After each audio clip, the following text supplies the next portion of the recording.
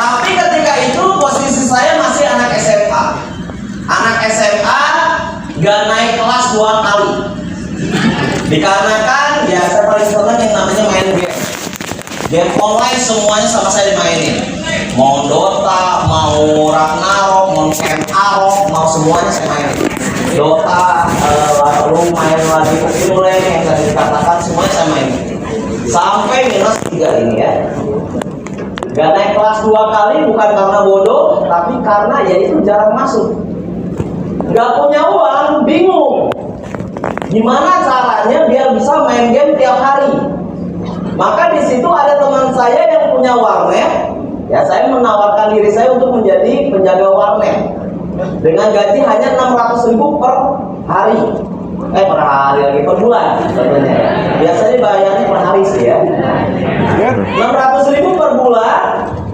Singkat cerita di bulan Juli, ketika kenaikan kelas dari kelas 2 ke kelas 3, ya, lagi liburan menanti Ramadan, saya ingat waktu itu ya, beberapa hari lagi mau Ramadan, kalau nggak salah 3 minggu lagi ke Ramadan. Upline saya ini menawarkan saya bisnis. Ketika itu dia berkata adalah, bro, sampai kapan kita hidup di dunia yang tidak nyata? Karena saya lagi main game leveling, saya ingat. Lu bisa naikin level di game lo, tapi lu belum bisa naikin taraf kehidupan lo. Nah, di situ saya mikir, iya juga ya, bro. Hidup ini bukan kayak di GTA, yang dimana lu kode bisa dapat mobil, yang dimana lu kode bisa lu dapat jet, yang dimana lu kode atau lu mati bisa hidup lagi. Hidup ini hanya satu kali seumur hidup. Saya mikir ya juga, gue punya bisnis bagus. Nah di situ saya udah langsung ngomong, wah ini udah pasti MLM kata saya. Karena desas-desusnya, tiki-takanya MLM banget. Di situ saya langsung tembak, MLM ya Li. Saya bilang, beda. Beda. Nggak sama kuda ya beda. Bedanya emangnya kayak gimana? Nah ini bedanya. Wah, gua lagi jaga, nanti aja dulu aku mau nawarin MLM. Udah lu dengerin, gua gak minta lu gabung. Gua mau minta pendapat lo kayak gimana MLM yang lu tahu. Gua soalnya beda, gua juga bukan orang yang bodoh jalanin MLM yang gak ngasilin. Nah di situ logika make sense di dalam pikiran saya juga. Nah di situ saya tanya dan dia tawarkan dan jelaskan 5 pilar. 5 pilar dijelaskan, lalu ditawarkan lagi dijelaskan. Kan siap? Siap. Jadi perjuangan saya selama 10 tahun ini nggak mulus. Seperti roller coaster, naik turun, naik turun, naik turun. Nah, singkat cerita dijelaskan bisnis ini, ditanya modal, nggak ada, saya bilang. Gimana tertarik? Oh bagus. Yang saya kena adalah pembayarannya tiap hari. Saya lihat, setiap lu ciptakan omset, besok langsung dibayar. Nah ini make sense kata saya. Ini baru bisnis. Karena bisnis itu setiap transaksi lu harus dibayar. Kalau misalkan setiap lu misalkan gini ya, menurut saya nggak logikanya gini. Lu bisnis, tapi lu ditarget sama perusahaan dan lu mau dibayar gaji atau bonus, tapi ada syarat ketentuan berlaku. Sebenarnya itu apa ya? Marwah bisnisnya udah hilang. Sepengetahuan saya bisnis itu yang dimana produk keluar, keuntungan harus didapat langsung. Nah itu baru bisnis di situ. Nah saya orang yang negatif dulu. Pokoknya teman-teman saya yang gabung MLM zaman dulu, yang konon katanya dapat kapal pesiar dan lain-lain, ya, saya negatifin dulu. Jadi saya orang negatif. Ditawarin bisnis ini, di situ saya mikir, oh iya ini beda. Dilihat lagi dan Ali ini nanya ke saya, gimana tertarik berapa paket? 7 saya bilang. Modalnya ada? Nggak ada saya bilang. Tapi ini bagus. Tapi ini benar yang lu bayar ya? Benar. Jaminannya apa? Gue jaminannya katanya. Kalau gue ciptain omset hari ini besok aja dibayar, lu mau gantiin gue garansinya. Dahsyat, dari situ saya udah percaya ke dia. Oke, di situ saya pulang, saya ingat kalau saya ngomongin ke orang tua nggak akan mau. Yang namanya orang tua itu, apalagi ibu saya ini ditinggal sama bapak saya udah lama, cuma pedagang kue basah. Yang namanya orang tua ngedengar ada pengeluaran itu paling anti. Jangankan ngomongin tentang bisnis, untuk study Padahal study tour loh ya. Gak usah lah, udah nantilah jalan-jalannya. Karena ibu saya gak ada uang. Nah saya udah paham. Wah kalau saya ngomong ya berarti salah juga, saya bilang. Ya udah dah. Karena saya pengen bisnis sendiri, saya udah cari sendiri. Pinjam sana, pinjam sini, nggak ada yang percaya. Karena masih anak SMA dan naik kelas 2 kali. Ya kan? Pinjam lagi sini nggak diterima. Pinjam di sana nggak dikasih. Belum apa-apa udah ditolak, ya kan? Nah di situ saya mikir. Nah pulang ke rumah saya masih mikir, saya apalagi yang bisa saya korbanin. Nah di situ ada satu-satunya motor di rumah saya, motor. Jadi satu-satunya kendaraan di rumah saya itu motor itu. Motornya motor Satria S 2 tak, saya ingat. Digas sampai direm kanan kabur. Pepet goceng, wah, saya ingat. Motor itu saya pikir, wah ini kayaknya harus dikorbanin dulu. Langsung cari kitab sucinya saya. Kitab suci. Apa kitab suci? Barang padat yang bisa dicairkan itu BPKB, ya. Jadi kalau kata fisika barang padat itu nggak bisa dicairkan, ada sertifikat rumah sama BPKB. Di situ saya mikir, waduh ini gimana ini? Nah, saya ambil BPKB, ingat waktu itu ya. Memang ini saya dosa sih sebenarnya ya. Tapi akhirnya saya mengaku sih ya. Nah, ngambil BPKB lagi malam-malam di sepertiga malam. Seperti Ray Bahya atau Ray Bahya. Nah, ngambil saya BPKB, langsung besoknya saya pergi ke BPR Pakes. Saya ingat, kalau Anda orang Bandung ada di Luwipan yang namanya BPR Pakes dulu. Datang sana naik motor, bolos sekolah juga, ya. Dengan niat hati gimana caranya biar bisa mencairkan dana tadi. Pas ketika datang, disambut saya. Oh mas sama datang, gimana? Ada yang bisa dibantu kata Marco. Iya sama nyairin BPKB. Oh iya silakan dulu, kasih dulu saya. Mana BPKB-nya, mau motor apa? Iya ini motor Satria S 2000 tahun 2000. Ketawa dia langsung. Dia bilang dia bilang. Kalau orang Bandung manggilnya A. Motor ini nggak bisa digade, di kilo aja.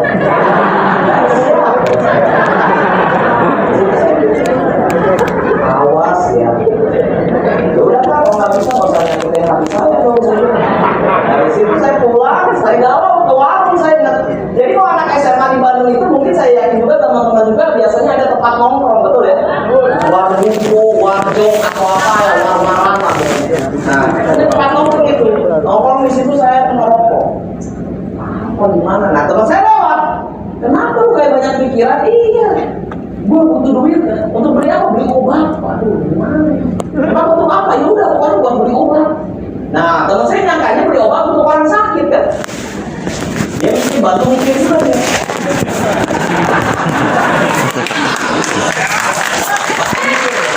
Nah, dari bantu mikir juga ya udah dia bilang, ya udah ini aja ke Tante Batak aja gue punya namanya relasi. Kenapa ke Tante Batak? Batak banyak taktik. Oh gitu. Nah, ternyata rentenir ya kan.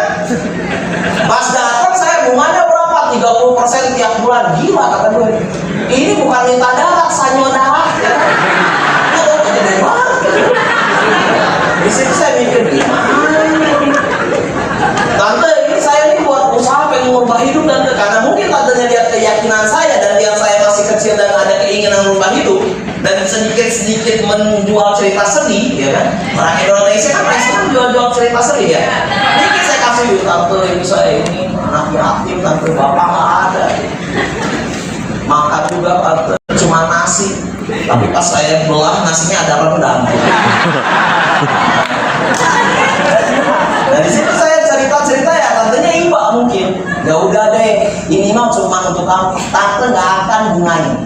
Tante bantu kamu. Tapi komitmen dulu.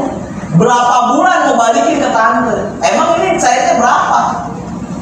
2 juta. Waduh, nggak masuk tante 2 juta. 3.500.000 saja deh. Saya ingat waktu itu. Ya udah, 3.500.000 benar ya. Kamu mau komitmen berapa bulan? 6 bulan.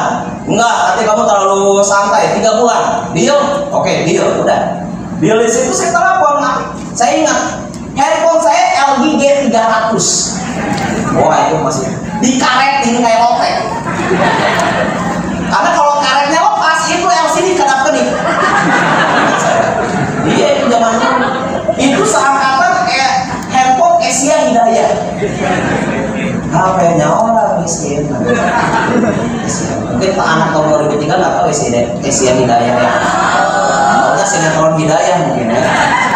Nah dari situ ya udah saya jalanin di sisi. Jalanin ditanya kali gimana nih? Apa yang harus saya lakukan? Yang penting lu bawa orang ke sini. Just itu. Seriously, jujur. Oke. Just itu. Gimana? Gak ada home prospek gue. Ingat, waktu itu Pak Al-Hadar juga baru beli mobil Daihatsu teroris kalau nggak salah. Kalau nggak salah ya. Nah dari situ nggak ada home prospek di kios sama di warnet. Ya udah, gimana pokoknya? Apa saya ini simple past tense, simple present tense kalau hari ini. Pokoknya lu bawa aja orang ke sini. Terserah lu mau kayak gimana juga. Ya udah gue telepon, ingat temen gue yang pertama. Saya telepon. Lagi di mana bro? Di rumah. Butuh duit nggak? Butuh lah. Cepet mandi gue mau ngasih duit. Udah selesai. Karena simple gitu doang. Gak ngomong proyek anggota dewa lama itu. Udah saya bilang butuh duit nggak? Butuh duit. Pokoknya rokok kopi aman. Oke sih aman nih.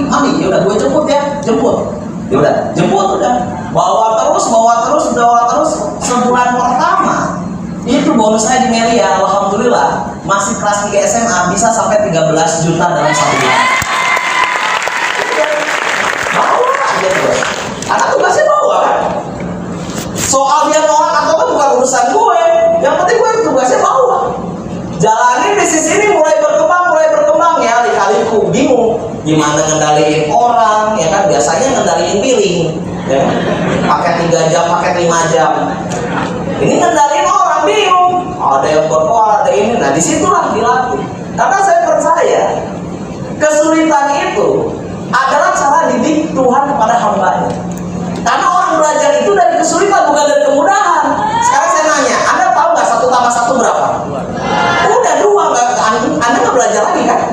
Nah berarti kan orang nggak belajar dari kemudahan, tapi dari kesulitan. Di situ saya mikir, oh gini caranya, oh gini, oh harus sabar, oh harus jadi pendengar yang baik, oh gini. Dulu saya orangnya paling nggak mau dengerin orang. Oh susah gini-gini, bego, harus kayak gitu. Pokoknya otoriter dulu. Karena masih bingung ngendalin orang kayak gimana. Jalanin bisnis mulai berkembang. Target saya cuma satu. Saya ingat waktu itu GM diisi oleh Kak Said Muhammad. Mobil Kak Said ini masih mobilnya Honda Civic. Dengan Brembo-nya itu. Mantap saya lihat. Wah ini.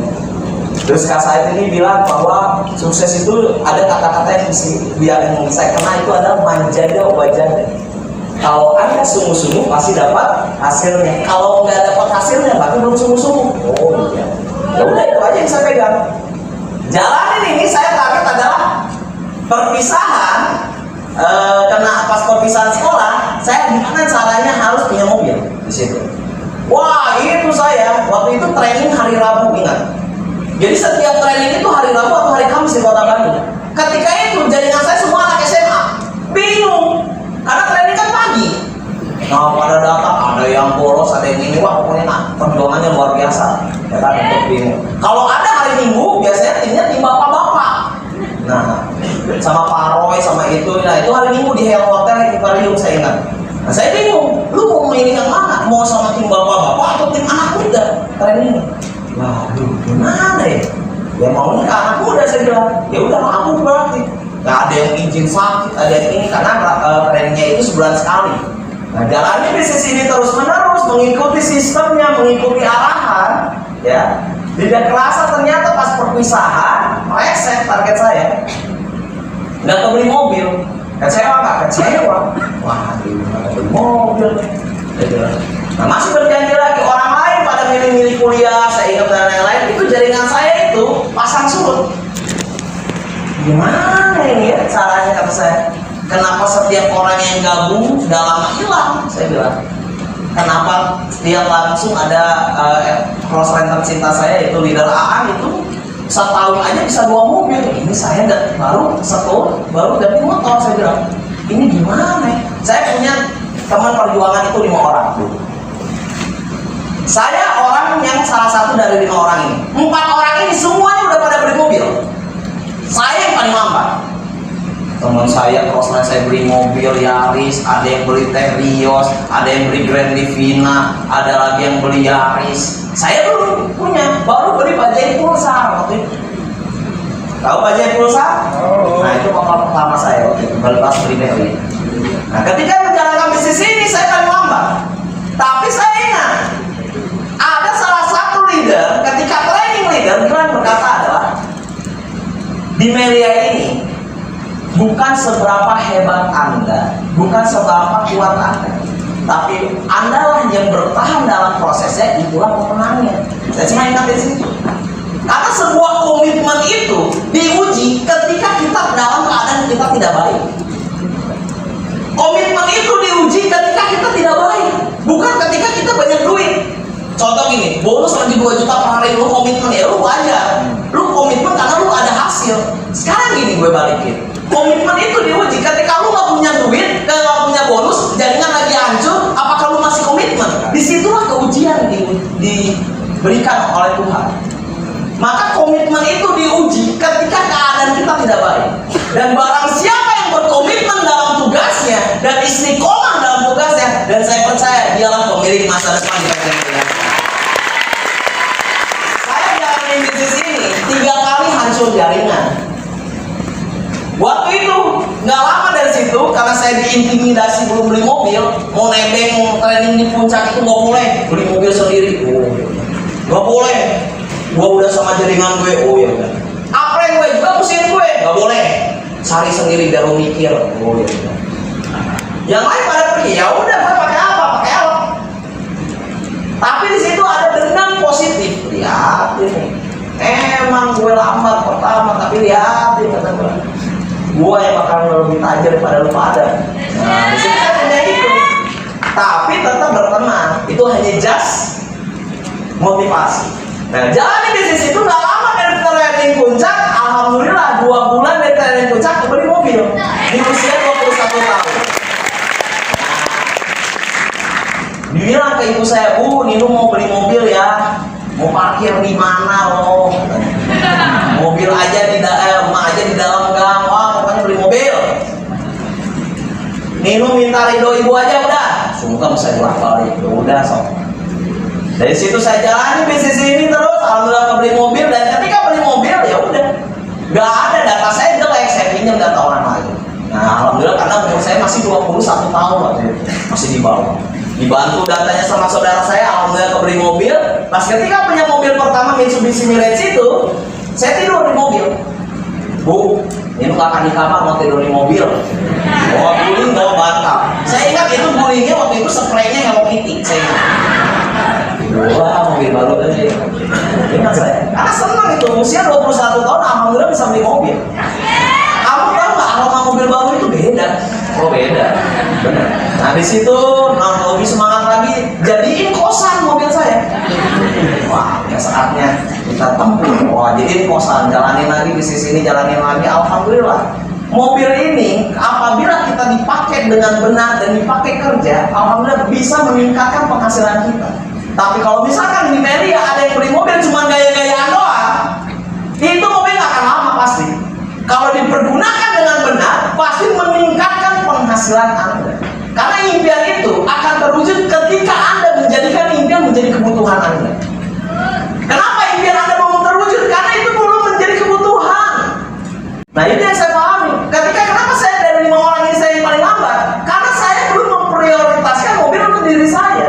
Saya masih berpikir saya masih bisa punya motor, tapi cuma gaya-gayaan impian itu jadinya biar terlihat hebat di dalam cross line. Padahal itu belum menjadi kebutuhan karena jaringan masih di kota Bandung Raya.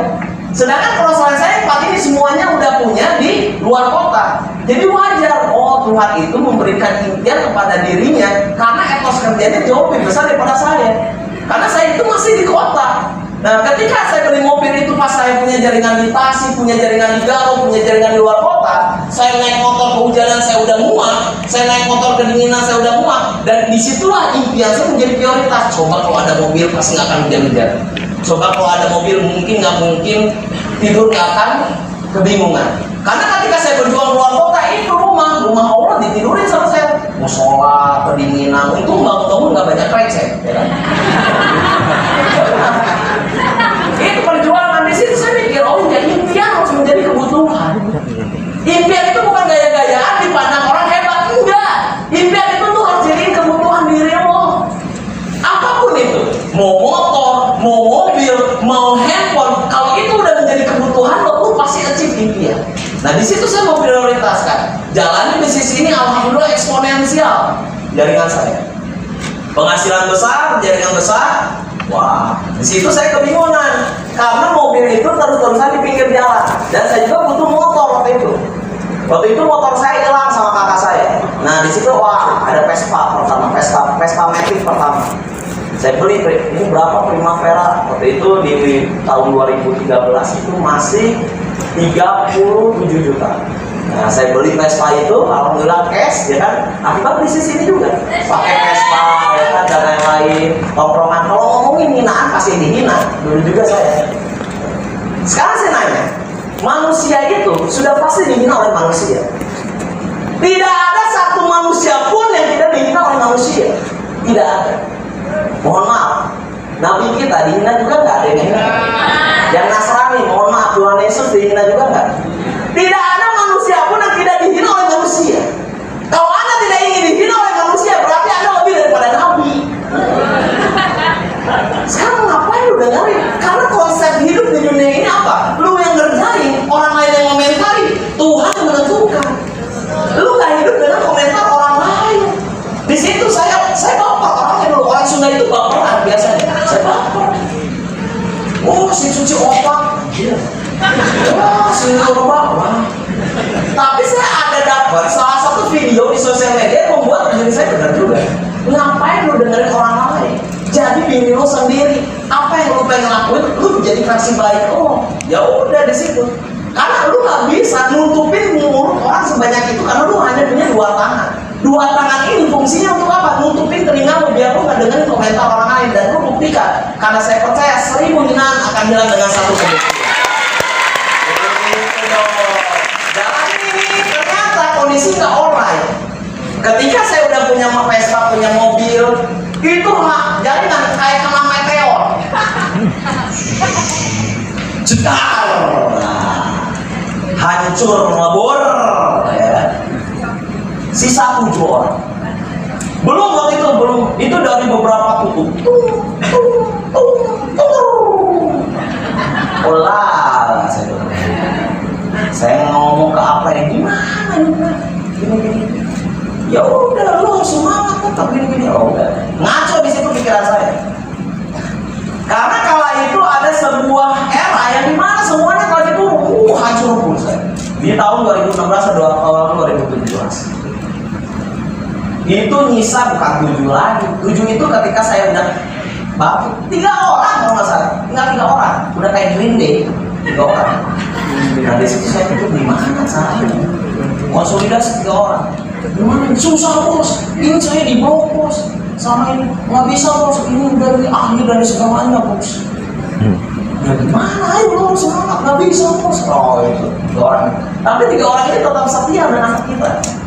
Di situ intimidasi, ada yang makar jaringan, ngomongin kita dan lain-lain. Itu udah biasa, itu komunitas.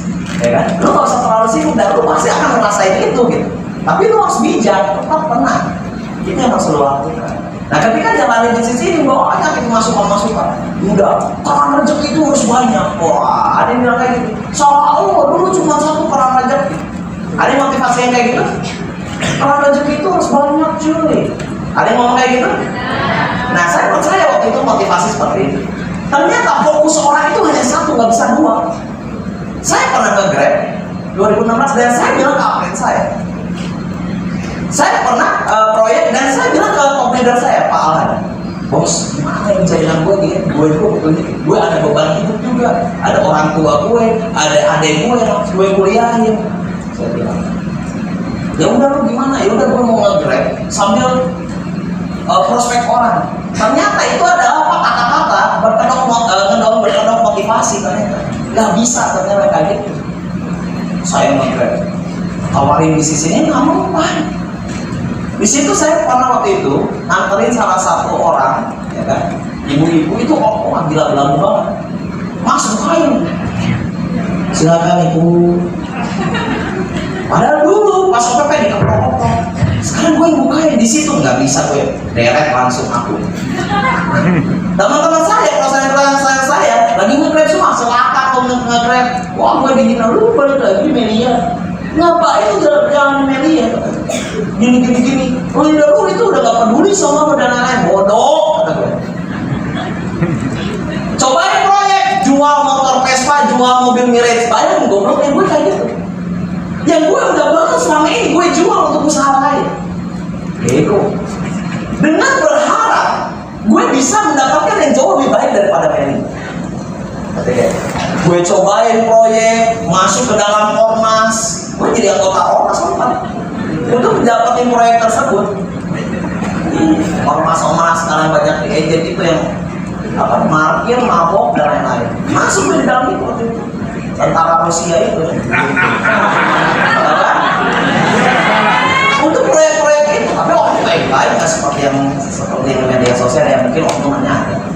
Jalanin bisnis itu dan gue pikirin, wah gue salah. Kata mula, terus lain tercinta, mentor terbaik saya juga salah satunya yaitu PLCN Marhalim Simanungkari Pegang sama dia. Kamu kenapa jadi kucel? Rambut sekarang gondrong kayak singa penalpot.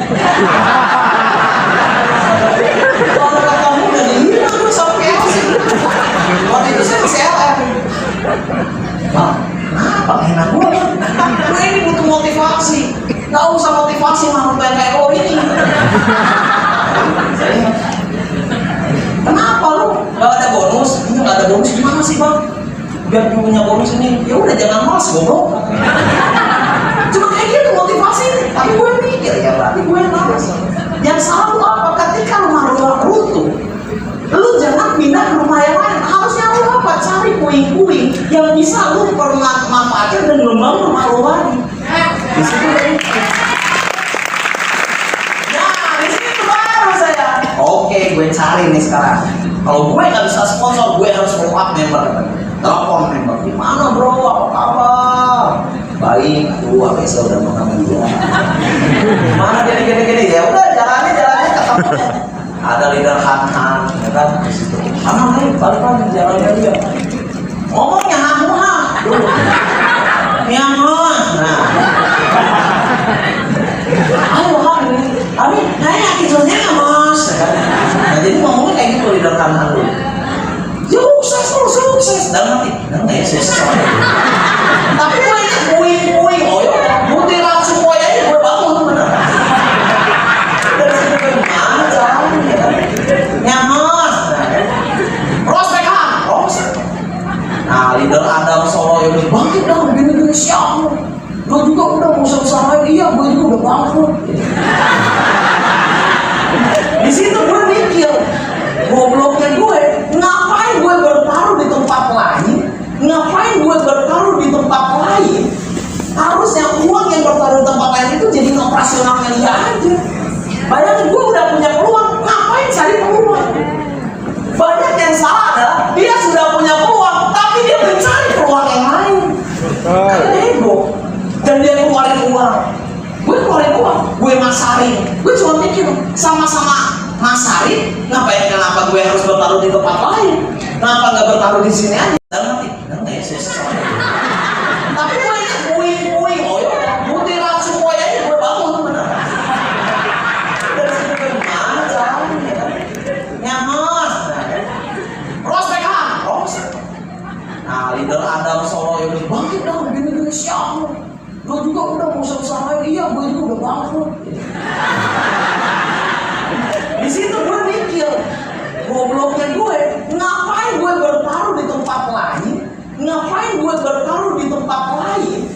Harusnya uang yang bertaruh di tempat lain itu jadi operasionalnya dia aja. Bayangin gue udah punya peluang, ngapain cari peluang? Banyak yang salah adalah dia sudah punya peluang, tapi dia mencari peluang yang lain. Karena ego. Dan dia keluarin uang. Gue keluarin uang, gue masarin. Gue cuma mikir, sama-sama masarin, kenapa gue harus bertaruh di tempat lain? Kenapa nggak bertaruh di sini aja? Dan modal usaha lain itu jadiin operasional gue untuk membangun tim yang baru di PT Media Sel Sejahtera. Karena bisnis dari situ saya paham, bisnis itu dua, kalau nggak naik ya turun, nggak ada lagi. Pak saya pengen bisnis stagnan terus Pak Aman, nggak ada, gue yakin. Kurang PV Anda aja beda-beda tiap hari. Benar nggak? Tukang nasi goreng aja nggak 500.000 omsetnya tiap hari, ada 200.000, ada 700.000. Bisnis itu dua, kalau nggak naik ya turun, udah beres. Kalau lu turun lu harus setia, kalau naik lu harus pinjam. Karena banyak salahnya apa? Ketika dia miskin dia ingat Tuhan, ketika dia kaya dia jadi Tuhan.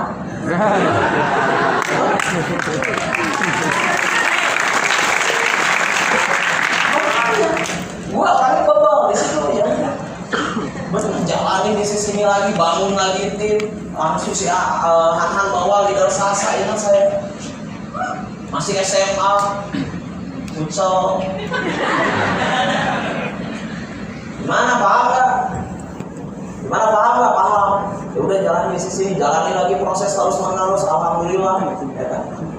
Bangun lagi aset-aset. Beli tanah bisa alhamdulillah dengan ria karena saya bijak ketika saya punya uang, ini harus bijak, jangan lagi pakai dengan konsumtif dan lain-lain. Beliin tanah, beliin lagi rumah, jalanin lagi bisnis ini. Ketika turun kita harus tetap ada di bawah, bangun lagi, ada uang lagi, asetin lagi. Alhamdulillah jalani bisnis ini. Tadinya mau beli Pajero, tadi disuruh beli Pajero, nggak di ACC, nggak ada ini. Alhamdulillah Allah berkehendak lain. Alhamdulillah tepat kemarin bisa membeli sedan mewah yaitu Mazda 6S akibat dari saya. Tentunya teman-teman yang ingin saya tekankan adalah tetap berjuang. Hidup adalah roller coaster dan hidup tidak seindah dunia GTA. Maka Anda harus perjuangkan hidup ini satu-satunya. Anda harus setia dalam hidup ini. Karena komitmen diuji itu ketika keadaan kita tidak baik. Tidak ada orang profesional tanpa konsisten dan tidak ada sebuah kata yang bisa merubah konsisten. Konsisten ini adalah di dalam konsisten ada keberuntungan, di dalam konsisten ada profesional, di dalam konsisten ada kesuksesan, dan di dalam konsisten hidup Anda berubah di PT Media Sel.